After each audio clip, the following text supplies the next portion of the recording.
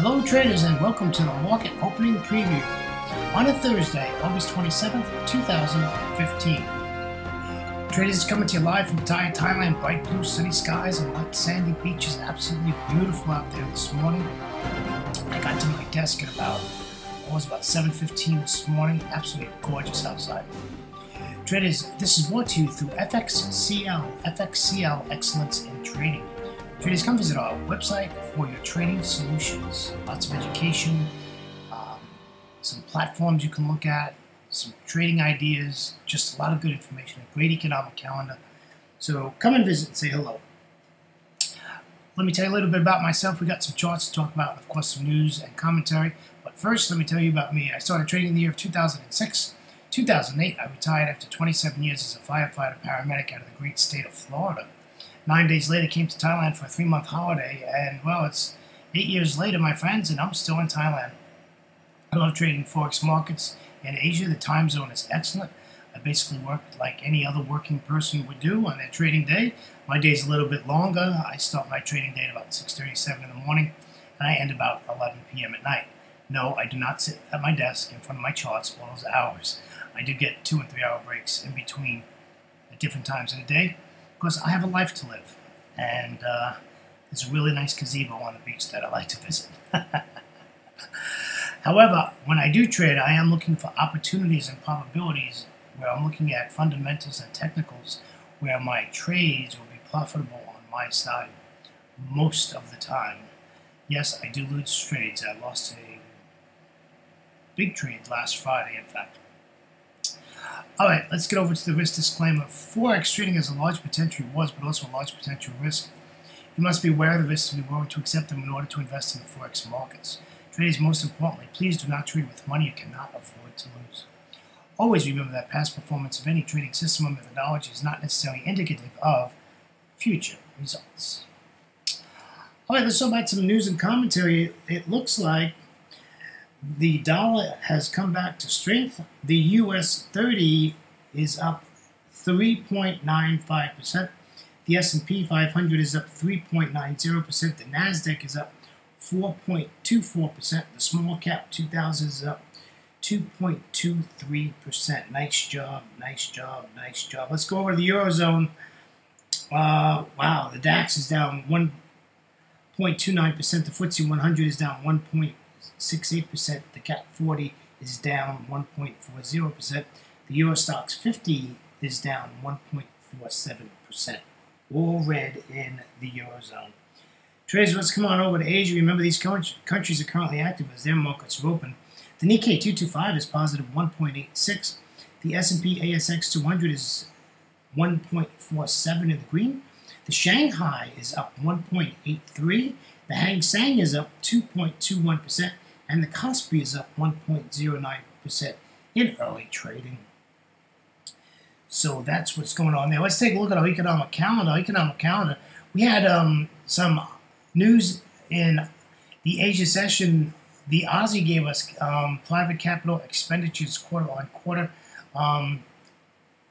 However, there was no movement in the market at all. I think it moved like 10 pips. The only news data we have out today is out of the United States' prelim GDP and unemployment claims. So those are two high impact numbers. During the London session, it is absolutely quiet. Nothing going on at all.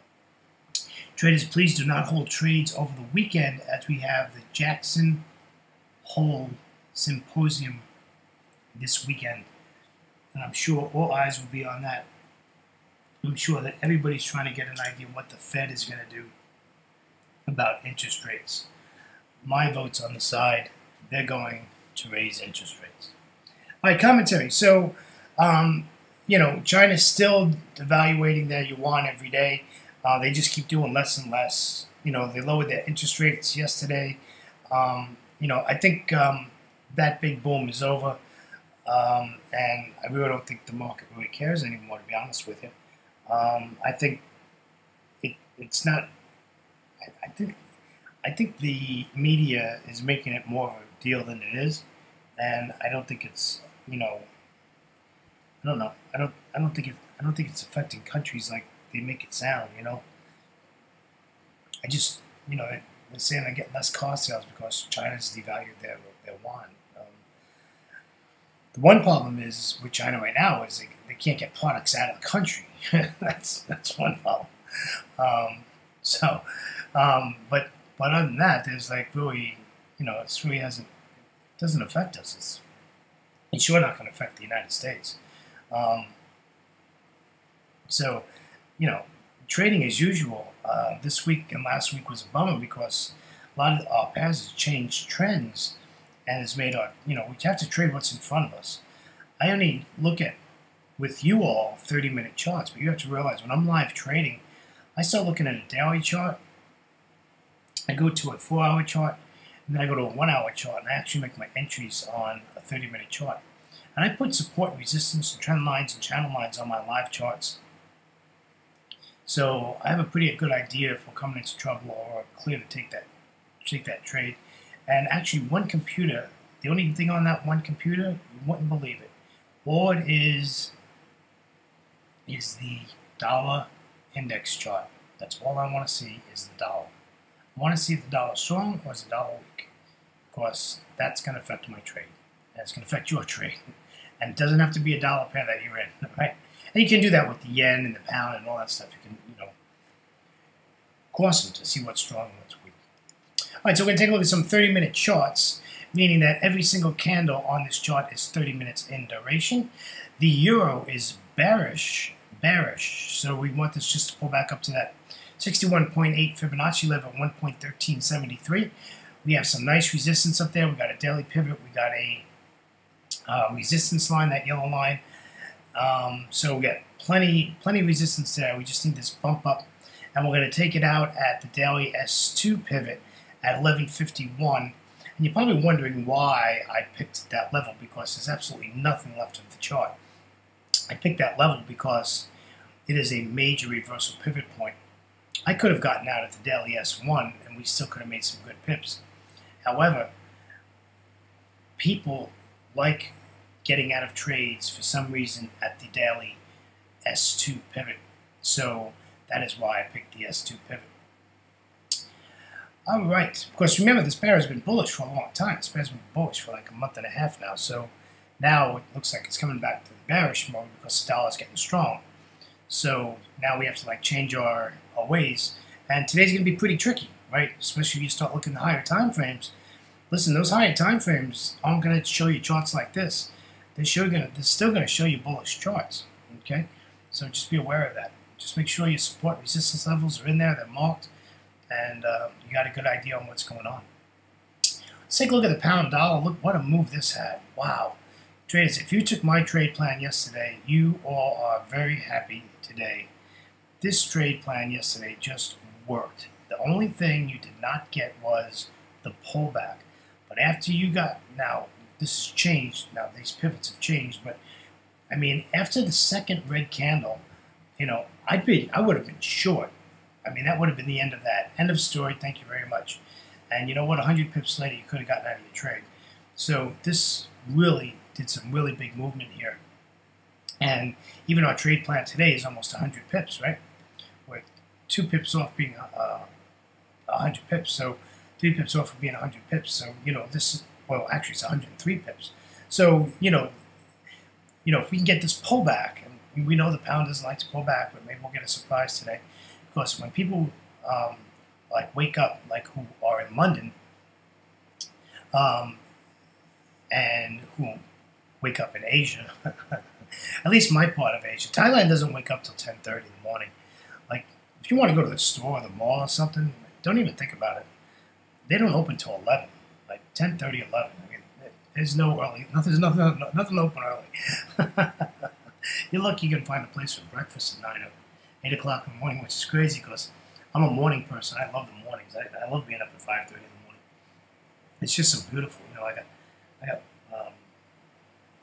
I'm not on the beach. I'm in from the beach, but I have beach view, and it's just so beautiful. Just so beautiful to watch the sun come up. It's absolutely gorgeous.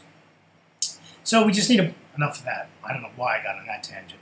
Anyhow, we just want this pull back to 55.65. We'll take it down to 54.68, and let's make some pips on this. Okay, the Aussie dollar. This Aussie is bearish. It's always been bearish. I'm not buying the Aussie dollar. Okay, I'm not buying it. So my trade plan is it just needs to break this daily pivot at 71.09, 0.7109. Let's take this to the downside to 70.55. All right, it's a nice 55 pip trade for you right there. All right, easy trade, simple, simple, simple. What do you got to keep an eye on? A dollar chart. Just keep an eye on a dollar chart. There's no data, folks, till New York. So your whole Asia and London session is all technical. We just need to see that we have dollar strength and we can sell this. Break that trend line. Give me a bearish candlestick. I'm in. All in. Let's go. All right, here's the Euro Aussie. This is all over the place. This is just going to have to prove to me, and I was pretty aggressive on this trade plan. You know, this has been bullish. Now it's bearish again, and it's really all over the place. And now I'm like, well, I don't want close calls. You know what I'm saying? So now this needs to break this resistance level where our current price is at. Then it needs to break this 200 exponential moving average. And at about 59.90, I'll look to get into this with a bearish candlestick formation. And I put a support line on the bottom of the chart at 54.50 is where we want to get out. So basically, we have 400 pips, right? 350 pips of price action that we can make our pips. So this is wide open. If this breaks this and breaks to the downside, folks, we're in it, man. We're going. We're heading out.